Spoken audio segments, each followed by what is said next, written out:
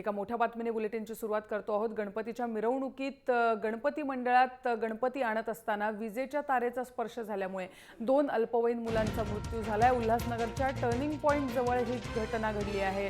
मूर्ती सांभाळण्याची जबाबदारी या 2 मुलांवर होती आणि पैकी 2 मुलांचा मूर्ती मंडपात नेत असताना मृत्यू झाला आहे। या दोघांव्यतिरिक्त आणखी एक तरुण हा गंभीर जखमी झालेला आहे। उल्हासनगर मधली ही दुर्घटना आहे। किशोर पगारे आपले प्रतिनिधी फोन लाईनवरून आपल्याबरोबर आहेत। किशोर, ज्या पद्धतीने हा अपघात झाला आहे, काय अधिक माहिती आहे याविषयी?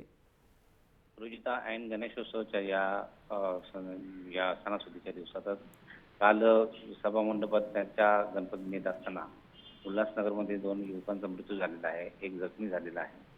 मूर्तीचा जो संपर्क आहे, मूर्ती नेत असताना ज्या MSCBच्या वीज वाहिन्या होत्या त्याचाही संपर्क आला, कारण की मूर्तीवर पाऊस पडू नये याकरता एक प्लास्टिक टाकलं होतं। त्या प्लास्टिकवर जे पाणी होतं त्याचा पाण्याचा संपर्क त्या मूर्तीशी त्या वाहिनीशी आल्यानंतर ज्या मुलांनी मूर्ती पकडली होती त्या मुलं जागीच ठार झाले त्या शॉकमुळे। इथेच तलरजा असं एका मुलाचं नाव आहे आणि इथेच सजदेव। दोन्ही ही मुलं ही 17 ते 18 वर्षाच्या वयोगटातले आहेत। 17 सेक्शन जे माता मित्रमंडळ JMD ग्रुपचा हा गणपती होता। सुपर पॉइंट हॉटेलजवळ ही घटना घडलेली आहे आणि आता एक जखमी पण सुद्धा आहे।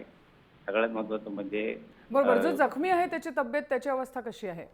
त्याची अवस्था गंभीरच आहे, परंतु ही जे 2 मुलं जे आहेत त्या तरुणांचा दुर्दैवी मृत्यू झाल्यामुळे उल्हासनगर हे ऐन सणासुदीच्या दिवसातच अगदी हळहळलं आहे। कारण गेल्याच आठवड्यात 17-18 वर्षाची फक्त ही मुलं आहेत आणि त्यांचा अशा पद्धतीने दुर्दैवी अपघात होणं हे नक्कीच हळहळ व्यक्त होते आहे सगळीकडे।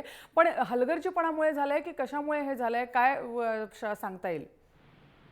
एकंदरीत MSCBच्या तारा आहेत, वीज वाहिनीच्या तारा आहेत, त्याचं जे जाळं आहे ते पूर्ण शहरभर असं अस्ताव्यस्त पसरलेलं आहे।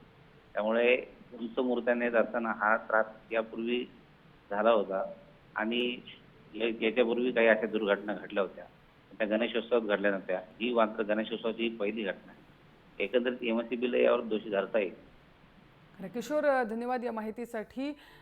उंच मूर्ती असल्यामुळे आणि मूर्तीवरती कापड किंवा एक मेणकापड लावलेलं होतं, त्यावर पाणी साचल्यामुळे पाण्याचा संपर्क आला खुल्या तारेशी आणि त्यातून विजेच्या झटक्यानं 2 तरुणांचा उल्हासनगरमध्ये मृत्यू झालाय। गणपती उत्सवाला एक प्रकारे हे गालबोट लागले असं म्हणावं लागेल आणि मग प्रश्न असा उभा राहतो की हे टाळता आलं असतं का?